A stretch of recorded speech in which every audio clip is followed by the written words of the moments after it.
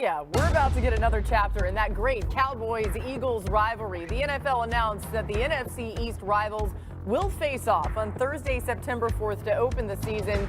By the way, that's just 115 days and change. It's coming, okay? It'll be here before we know it. Get your countdowns ready to go. I've got one on my phone. I'm just kidding. Welcome to NFL Live. Mina Kimes, Damian Woody, Dan Graziano here for the hour. Remember, the full NFL schedule release happens Wednesday, 8 Eastern on ESPN 2. We'll be here for that. But let's get back to how the season will start. As we told you, Cowboys, Eagles. Here's a look at some of the biggest moves that each team made. The Cowboys had a very quiet free agency, but they traded for George Pickens and then added guard Tyler Booker in the draft, pass rusher Donovan Ezeraku, corner Siobhan Rebel, and Eagles, they saw a bunch of key defensive players like Milton Williams and Josh Sweat leave in free agency. They did add linebacker Jahad Campbell and safety Andrew Makuba in the draft, and they brought in Adoree Jackson and Azeez Ojulari in free agency. We wondered how the Eagles specifically would fill a lot of voids. Well, the Cowboys too. But, Mina, let's start with the Eagles adding youth on the defense as they lost 4 starters from that group that won the Super Bowl. And then when you see the ads for the Cowboys offense, how will it change what they're doing when these teams face off to open the season? Yeah, I think that the Cowboys offense closed the gap on that side of the ball. We can talk about the other side of the ball where I'm a little bit more apprehensive of how they match up with Philadelphia. But I think offensively, this Cowboys offense really improved, and I think they're going to be able to field a more balanced attack. You know, when they drafted Tyler Booker 12th overall, I had mixed feelings.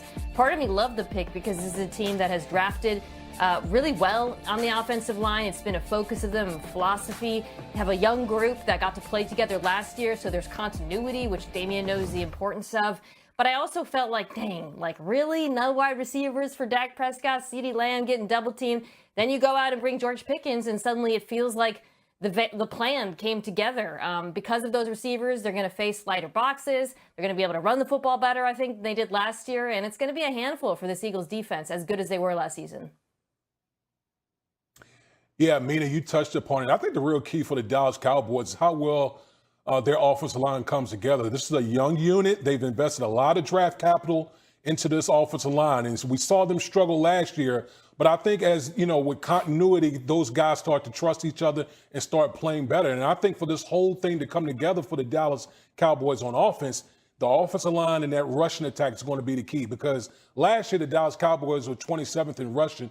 I think that's too, you know, you don't want to be too top heavy going, especially going up against a team like the Philadelphia Eagles. So if this offensive line comes together, boy, they have something cooking in Dallas.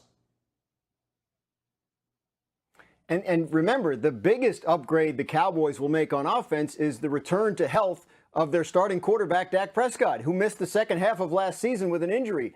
When he's been healthy, they have generally been a good team. 6 seasons in the NFL that he has finished fully healthy. They've won the division in 4 of them. So they believe that that'll be a big help regardless of what else they did. But yes, Brian Schottenheimer, now the head coach, overseeing the offense. His mandate is to get that run game functioning better. They think the draft pick of Tyler Booker will help. They've added a couple pieces at the running back position in free agency, but they could still poke around. There are potential trades out there, so they'll keep their eyes open for that. But yes, the George Pickens addition gives them the number 2 wide receiver they were looking for since the start of the offseason.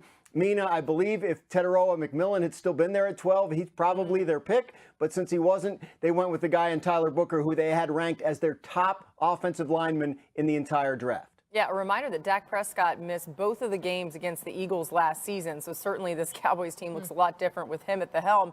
Mina, when you look at the Eagles offense, the biggest change, new offensive coordinator Kevin Patullo, who they promoted from within. Now, the last time they did that, of course, it didn't go well. This, by the way, Jalen Hurts' 12th play caller in 10 years.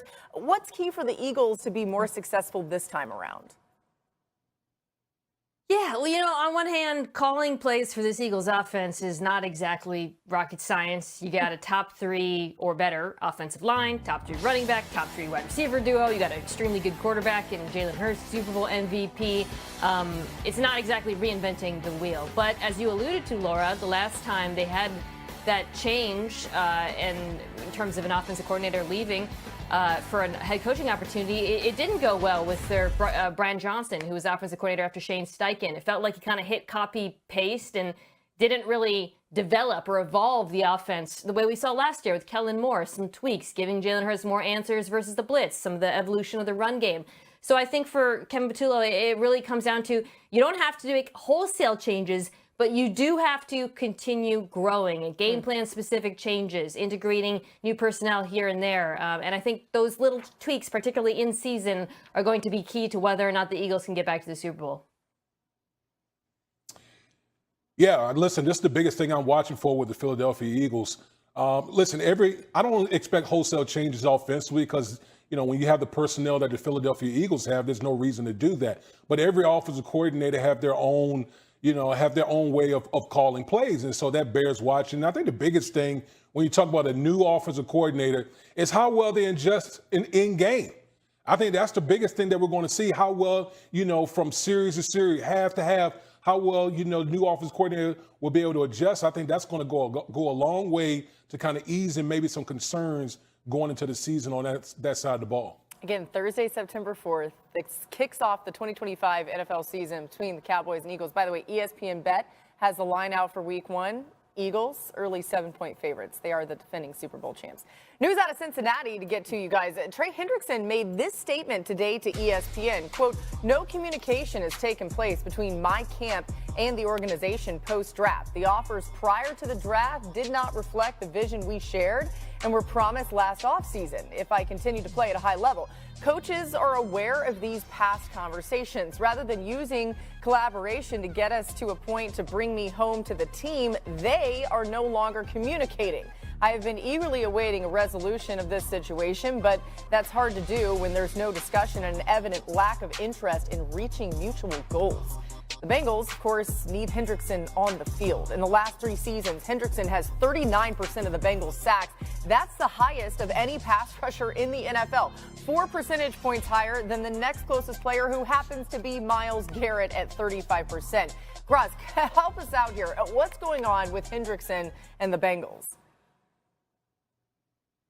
Obviously, he's frustrated that the Bengals haven't offered him what he feels he deserves, and he's frustrated at the pace of the negotiations. Now, we have heard from Bengals front office people earlier this offseason. They feel that they've made fair offers to Trey Hendrickson and that he should be happy with them, but he's obviously not. Look, he says no communication since the draft. The draft was 2 weeks ago, so that's not necessarily like a massive gulf of time, and certainly no deadlines have been missed.